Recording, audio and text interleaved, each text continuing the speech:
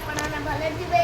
ଚାଲନ୍ତୁ ଆଜି ବ୍ରେକଫାଷ୍ଟ କରିବା। ଆଜି ବ୍ରେକଫାଷ୍ଟ କରିବା ପୂର୍ବରୁ ଆଜି ଲଞ୍ଚରେ କ'ଣ ଖାଇବା ଚାଲନ୍ତୁ ଦେଖିବା। ଏଠି ଭାତ, ଏଠି ଡାଲମା, ଏଠି କଲରା ଆଳୁ ପକୁଡ଼ି, ଏଠି ମିକ୍ସଚର, ଏଠି ଆମ୍ବ। ଚାଲନ୍ତୁ